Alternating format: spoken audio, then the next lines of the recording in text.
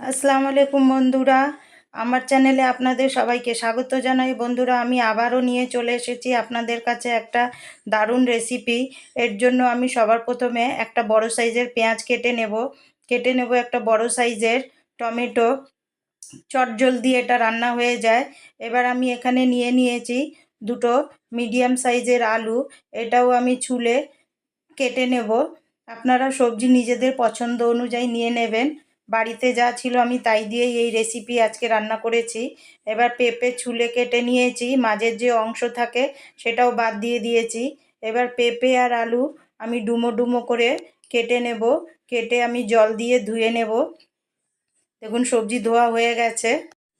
দেখুন বন্ধুরা, এটা বেঁচে থাকা ভাত। এই ভাত দিয়েই আমি কিন্তু আজকে আপনাদের সঙ্গে একটা মজার খিচুড়ি আপনাদের সঙ্গে শেয়ার করব। এর জন্য আমি নিয়েছি একটা কুকারের মধ্যে দিয়ে দিলাম দুটো তেজপাতা, দিয়ে দিলাম গোটা গরম মশলা। এবার এর মধ্যেই দিয়ে দেব আমি যে পেঁয়াজ কেটে রেখেছিলাম, ওই পেঁয়াজ দিয়ে দেব। পেঁয়াজ একটু লাল করে নেব।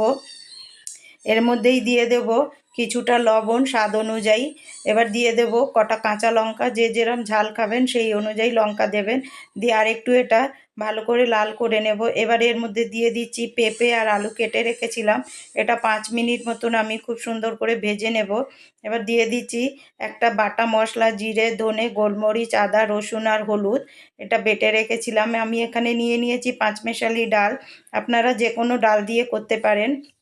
এবার ভেজে নেব এটা 5 মিনিট মতন। এবার দিয়ে দিচ্ছি টমেটো কুচি দিয়েও 5 মিনিট মতন ভেজে নেব। এবার দিয়ে দিচ্ছি পরিমাণ মতো জল, যাতে সবজি আর ডাল ভালো করে সেদ্ধ হয়ে যায়। এবার এই কুকারের মধ্যেই দিয়ে দেব যে ভাত বেঁচে ছিল, সেই ভাত দিয়ে খুব ভালো করে আমি এগুলো মিশিয়ে নেব। মেশানো হয়ে গেলে এবারে কুকারের ঢাকনা আটকে দেব, 2টো সিটি অপেক্ষা করব।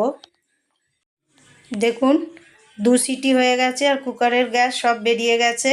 এবার আমি দেখাচ্ছি কত সুন্দর খিচুড়ি হয়েছে। অনায়াসে এটা বাড়িতে তৈরি করা যায়, কোনো ঝামেলা নেই, ঝঞ্ঝট নেই, আর খেতেও লাগে দারুণ।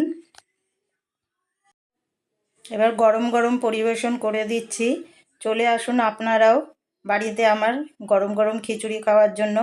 এবার এর মধ্যেই দিয়ে দেব আমি 1 চামচ ঘি, আর একটুখানি দিয়ে দেব পটলের ভর্তা বা চাটনি।